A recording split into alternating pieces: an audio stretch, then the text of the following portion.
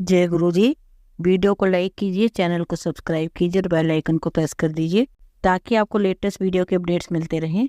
कोई भी पीछे जाकर एक नई शुरुआत नहीं करता, लेकिन कोई भी आज शुरुआत करके एक नया अंत कर सकता है।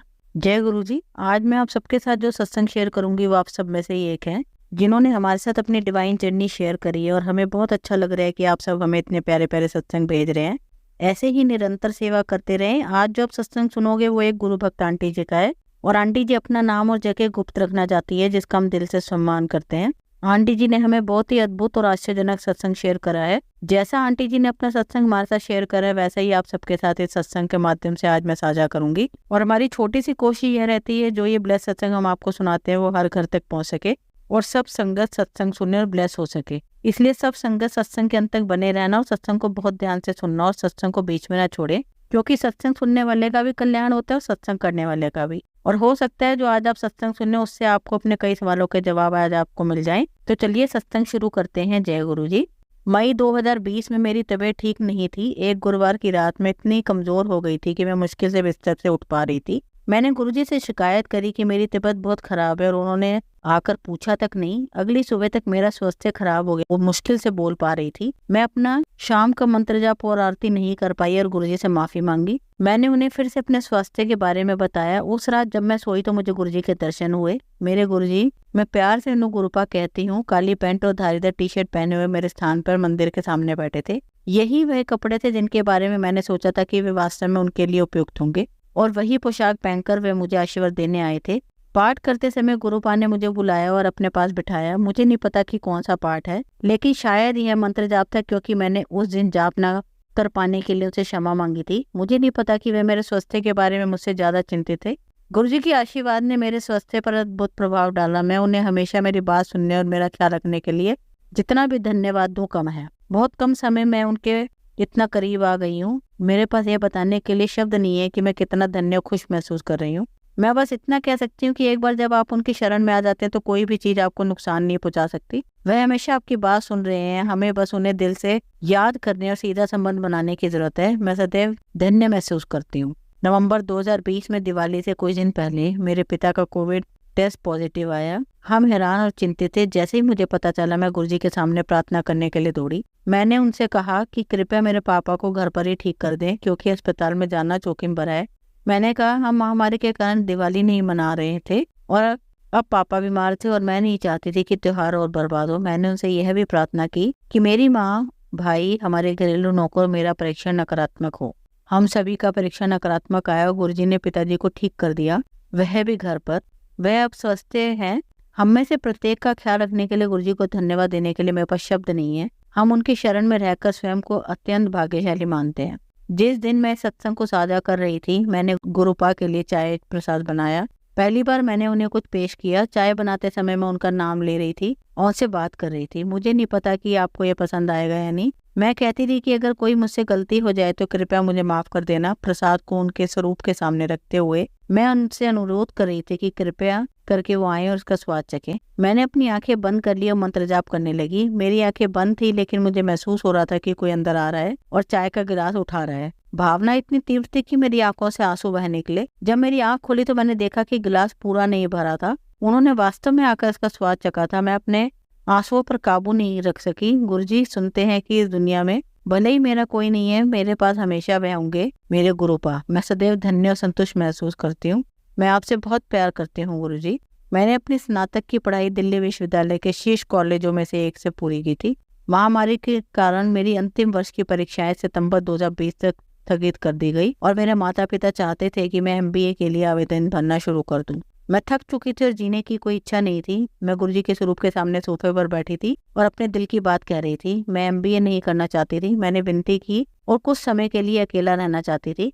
मैंने गुरुजी के सामने अपनी आत्मा प्रकट कर दी। गुरुजी की कृपा ताजी हवा के झोंके की तरह आई। एक ही दिन में उन्होंने मेरे माता पिता का मन बदल दिया। मैंने गुरुजी को धन्यवाद दिया, लेकिन मुझे नहीं पता था कि उनके मन में मेरे लिए कुछ और भी है। 2 महीने बीत गए और फिर मुझे कैंट परीक्षा के लिए आवेदन करने की तीव्र इच्छा महसूस हुई। हर बार मैं उनकी आज्ञा को नजरअंदाज करती रही। मैं कितनी मूर्ख थी। फिर फरवरी 2021 में गुरुजी को अब और नकारा नहीं जा सका। मुझे महसूस हुआ कि एक कठोर आवाज मुझे अगले दिन होने वाली मैट परीक्षा में शामिल होने के लिए कह रही थी। मैं डर गई और फॉर्म भर दिया, लेकिन गुरुजी से कहा कि मैंने ना तो पढ़ाई की है, ना ही मैं ठीक से काम कर रही हूँ। परीक्षा देते समय मैंने सब कुछ गुरुजी पर छोड़ दिया। मैंने जय गुरुजी कहकर प्रश्नों के उत्तर चुने। मैं इतना खो गई थी कि साहित्य में स्नातक होने के बावजूद मैं परीक्षा के अंग्रेजी अनुभाग का ठीक से प्रयास नहीं कर सकी, जबकि यह माना जाता है कि परीक्षा का यह अनुभाग आसान था। नतीजे अप्रैल के अंत तक आने वाले थे। एक दिन मैं और मेरी दोस्त दोपहर के भोजन के लिए बाहर निकले थे जब हमने जीके मंदिर जाने का फैसला किया।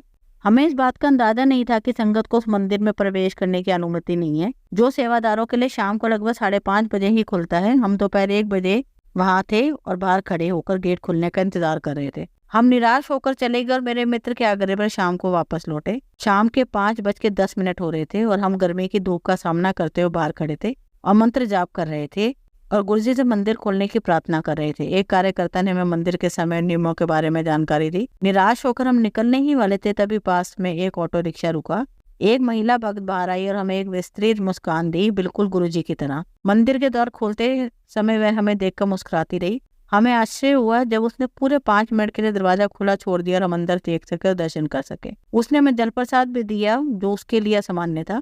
इससे पहले मैं और मेरी मित्र गुरुजी से 2 बार लंबे समय तक इंतजार करने और भक्तों के मंदिर में प्रवेश पर प्रतिबंध के बारे में विनती करते रहे और बहस करते रहे। लौटकर हम दोनों को आश्चर्य हुआ कि गुरुजी ने हमें 2 बार मंदिर में क्यों बुलाया। जब हमारे परिणाम सामने आए तो 1 घंटे के भीतर इस प्रश्न का उत्तर दिया गया।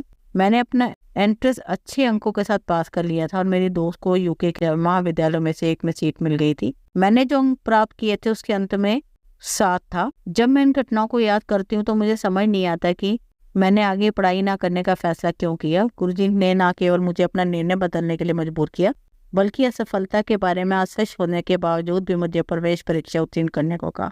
उनके तरीके सचमुच में जादुई हैं। उन्होंने जो कुछ भी किया है उसके लिए मैं उन्हें कभी भी पर्याप्त धन्यवाद नहीं दे सकती। वह मेरे लिए करते हैं और करते ही रहेंगे। उनका आशीर्वाद साबित करता है कि सुरंग के अंत में हमेशा प्रकाश होता है। मैं सदैव धन्य और संतुष्ट महसूस करती हूँ। मैं आपसे बहुत प्यार करती हूँ गुरुजी। जय गुरुजी। संगत जी, अभिषा जनात आंटी जी का सत्संग सुनेंगे।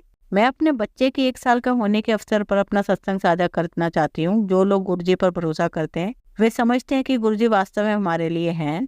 वह न केवल हमारा ईश्वर है बल्कि हमारे जीवन की आत्मा है। मेरी शादी 2011 में हुई थी और मैंने 2012 में गुरुजी के मंदिर में जाना शुरू कर दिया। मैंने केवल अपने पिता से सुना था कि वे महाशिव थे। मैंने सहजता से उनके सामने समर्पण कर दिया। तब से जीवन में आने वाली हर समस्या समाधान के साथ आती है। मैं जानती हूँ कि गुरुजी मेरे और अपने किसी भी भक्त के बुरे कर्मों के आगे खड़े हुए हैं। 2015 में मैं गर्भवती थी, लेकिन बच्चे का विकास उम्मीद के मुताबिक नहीं हो रहा था। जांच के दौरान डॉक्टरों ने पाया कि शिशु की दिल की धड़कन नहीं थी। उन्होंने गर्भपात की सलाह दी। वह उस वर्ष सितंबर का महीना था। मुझ पर भारी अवसाद छा गया। अगले साल के पहले महीने में एक अप्रत्याशित खबर आई। मुझे उस देश के लिए हमारे स्थायी निवास आवेदन के हिस्से के रूप में कैनेडियन दूतावास में एक मेडिकल परीक्षा के लिए जाना था। मैं कनाडा जाना चाहती थी और मुझे एहसास हुआ कि अगर हम पहले माता पिता बन गए होते तो हमें बहुप्रतीक्षित पीआर के लिए आवेदन करने के लिए वर्षों इंतजार करना पड़ता। हम 2017 में कनाडा चले गए। मुझे फिर से बच्चा पैदा करने की मात्र इच्छा महसूस हुई। मामला जटिल था क्योंकि मुझे गंभीर पॉलीसिस्टिक ओवेरियन रोग हो गया था, जिसमें दोबारा गर्भधारण करना मुश्किल हो गया था। कनाडा में मेरी देखभाल करे डॉक्टर ने मुझे ट्यूब टेस्ट कराने के लिए कहा, जो महिलाओं के लिए प्रजनन परीक्षण है। चिंता ने मुझे जकड़ लिया। मैंने खुद को अपनी माँ और बहन के सामने रोते हुए पाया। उस दिन रिजल्ट आया, नेगेटिव था। मेरी बहन, जो उस समय गुरुजी पर विश्वास नहीं करती थी, परेशान थी। उसकी गहरी चिंता ने गुरुजी के अत्यंत दयालु हृदय को छू लिया। वह अगली सुबह उठी और बताया कि उसे अपने सपने में गुरुजी के दर्शन हुए। उसने गुरुजी से बहस की। उसने हमें बताया, मेरी बहन ने गुरुजी को बताया कि हालांकि मैं उनकी बहुत पूजा करती हूँ, लेकिन उन्होंने मुझे वह खुशी नहीं दी जो मैं लंबे समय से चाहती थी। गुरुजी ने तब हम उसे आशीर्वाद के दिव्य शब्द बोले, जायश कर कल्याण किता। मुझे खुशी तो हुई, लेकिन मैं हैरान थी कि गुरुजी ने एक अविश्वासी को दर्शन दिया। उसी सप्ताह मुझे भी स्वप्न में गुरुजी के दर्शन हुए। उस रात मेरे पेट में बहुत तेज दर्द हुआ। यह ऐसा था मानो कोई मेरे पेट को फाड़ रहा हो। दर्द के मारे मेरी आंखें खुल गई। उसी समय मैंने गुरुजी को अपने कमरे के अंदर नारंगी रंग का चोला पहने हुए देखा। मैं उन्हें छूने ही वाली थी कि वे गायब हो गए। मैं आश्चर्य से जाग उठी। मैंने अपने पति और परिवार को मुझे मिले आशीर्वाद के बारे में बताया। आग्रह किया कि मेरे पति मुझे गर्भावस्था परीक्षण कराने दें। उन्हें यकीन था कि चीजें नहीं बदलेंगी, क्योंकि डॉक्टरों ने कहा था कि मेरे बच्चे पैदा करने का समय खत्म हो चुका है। इसके अलावा हमें एक अन्य ट्यूब परीक्षण के लिए डॉक्टर से अनुमोदन लेने की आवश्यकता होगी। लेकिन मुझे विश्वास था कि मेरी बहन और मेरे लिए गुरुजी के दर्शन का मतलब था कि उन्होंने दैवीय हस्तक्षेप किया था। शुक्रवार तक मैंने अपने पति को मना लिया था। अगली सुबह मैंने गर्भावस्था पट्टी की जांच की। 2 सुंदर पंक्तियां देखकर मेरे रोंगटे खड़े हो गए थे। मैंने डॉक्टर से जांच कराई और उन्होंने पुष्टि की कि मैं वास्तव में गर्भवती थी। मेरे परिवार के अंधविश्वासी लोग यह स्वीकार करना नहीं चाहते थे कि गुरुजी वास्तव में मेरे और मेरी बहन के पास आए थे। गुरुजी की कृपा से मार्च 2018 में मैंने स्वाभाविक रूप से स्वस्थ बच्चे को जन्म दिया। गुरुजी ने पहले मुझे बच्चे के जन्म का तरीका बताया था और निश्चित रूप से यह बिल्कुल वैसा ही था। जब मैं बच्चे को बाहर धकेलने वाली थी, मैंने गाना सुना, गुरुजी आन लगे ने। मैंने इसे फिर कभी नहीं सुना। गुरुजी के पास आने के बाद से मेरा जीवन बेहतर हो गया था। गुरुजी पर पूरा विश्वास करें, उन पर एक क्षण के लिए भी संदेह ना करें। जय गुरु जी। संगत जी, अब हम एक छोटा सा सत्संग सुनेंगे निकिता सचदेवा आंटी जी का। मैंने 2019 में अपने कैनेडियन स्थायी निवास के लिए आवेदन किया और जल्दी एक निमंत्रण प्राप्त हुआ। मैंने जून 2019 में अपने दस्तावेज जमा किए थे और उस वर्ष के अंत तक स्थायी निवास की पुष्टि की उम्मीद कर रही थी। अप्रवासन प्रणाली में भारी बैकलॉग का मतलब था मेरा आवेदन लंबी कतार में है। 2020 में कोविड आ गया और मेरी फाइल अटक गई। मैं अद्यतन जानकारी के लिए कैनेडियन अप्रवास के पास पहुंची, लेकिन कुछ भी प्राप्त नहीं हुआ। कनाडा की नीति अप्रवासियों को मेडिकल परीक्षा देने के लिए कहती है। मैंने 2020 में अपनी पहली मेडिकल परीक्षा पूरी करी। 1 साल बाद मेरी शादी हो गई। मेरे पति पहले से ही कनाडा में रह रहे थे और मैं एक अन्य अप्रवासी मेडिकल परीक्षा के लिए गई थी। मुझे स्थायी निवास मिलने की आशा थी, लेकिन अप्रवासन के लिए जमा किए गए दस्तावेजों को दोबारा जमा करना पड़ा और मेडिकल परीक्षा फिर से देनी पड़ी। ये तीसरी बार था। मुझे कोई उम्मीद नजर नहीं आ रही थी। उस समय मेरे पति और परिवार पहली बार गुरुजी महाराज के सत्संग में गए और प्रार्थना की कि मुझे दोबारा पीआर जल्दी ही मिल जाए। उनके सत्संग में जाने के कुछ दिनों बाद मुझे अपना पासपोर्ट जमा करने के लिए एक ईमेल आया। मुझे मेरा पीआर मिल गया था। जय गुरु जी। अब आप सबको 2 कहानियां सुनाती हूँ। आप सब इस कहानी को बहुत ध्यान से और एक शांत वातावरण में ही सुनना। चलिए कहानी शुरू करते हैं। पहली कहानी का शीर्षक है गरीब औरत जो व्यवसायी बन गई। एक बार की बात है, गरीब औरत थी जिसका नाम सरस्वती था। वह एक छोटे से गांव में अपने पति और 2 छोटे बच्चों के साथ रहती थी। उसके पति एक मजदूर थे, लेकिन वह ज्यादा पैसे नहीं कमाते थे। सरस्वती को अपने परिवार का समर्थन करने के लिए कड़ी मेहनत करनी पड़ती थी। वह अमीर लोगों के घरों में नौकरानी के रूप में काम करती थी। एक दिन सरस्वती के पति की एक दुर्घटना में चोट लग गई थी। वह काम करने में असमर्थ थे और परिवार की आय पूरी तरह से बंद हो गई। सरस्वती को चिंता थी कि वह अपने परिवार को कैसे खिलाएगी। सरस्वती ने अपना खुद का व्यवसाय करने का फैसला लिया। वह हमेशा खाना बनाना अच्छा काम करती थी, इसलिए उसने घर का खाना बनाकर बेचने का फैसला लिया। उसने अपने पड़ोसियों दोस्तों को खाना बेचना शुरू किया। उसका खाना इतना स्वादिष्ट था कि जल्दी गांव में लोकप्रिय हो गया। सरस्वती का व्यवसाय तेजी से बढ़ा। उसने स्थानीय बाजार में अपना खाना बेचना शुरू किया। उसने इवेंट्स की भी कैटरिंग शुरू करी। सरस्वती एक अच्छी कमाई करने में सक्षम थी और अपने परिवार का समर्थन कर सकती थी। अब सीख जो हमें इस कहानी से मिलती है, सरस्वती की कहानी हम सभी के लिए एक प्रेरणा है। यह दिखाती है कि अगर हम कड़ी मेहनत करने और अपने सपनों को कभी नहीं छोड़ने के लिए तैयार है, तो गरीबी को दूर करना और सफलता प्राप्त करना बिल्कुल भी असंभव नहीं है। जय गुरु जी। अब हम दूसरी कहानी सुनते हैं और हमारी दूसरी कहानी का शीर्षक है गरीब औरत जो वैज्ञानिक बन गई। एक बार की बात है, गरीब औरत थी जिसका नाम आयशा था। वह एक छोटे से गाँव में अपने माता पिता, छोटे भाई बहनों के साथ रहती थी। उसके पिता एक किसान थे, लेकिन खेत बहुत उपजाऊ नहीं था और वे अक्सर किसी तरह अपना गुजारा करते थे। आयशा एक बुद्धिमान और जिज्ञासु लड़की थी। वह अपने आसपास की दुनिया के बारे में जानना पसंद करती थी। वह एक वैज्ञानिक बनने का सपना देखती थी, लेकिन वह जानती थी कि अपने परिवार की वित्तीय स्थिति के कारण उसे अपना लक्ष्य हासिल करना मुश्किल होगा। एक दिन आयशा के पिता बीमार पड़ गए। वह काम करने में असमर्थ थे और परिवार की आय और भी कम हो गई। आयशा को अपने परिवार की मदद करने के लिए स्कूल छोड़ना पड़ा। आयशा ने अपने परिवार का समर्थन करने के लिए कड़ी मेहनत करी। उसने घरों की सफाई और खेतों में काम करने जैसे अजीब अजीब काम भी किए। उसने स्थानीय बाजार में सब्जियां बेचना भी शुरू कर दिया। अपनी व्यस्त दिनचर्या के बावजूद आयशा ने वैज्ञानिक बनने के अपने सपने को नहीं छोड़ा। वह देर रात तक पढ़ाई करती थी और स्थानीय पुस्तकालय से किताबें उधार लेती थी। उसने घर पर भी अपने स्वयं के प्रयोग करने शुरू कर दिया।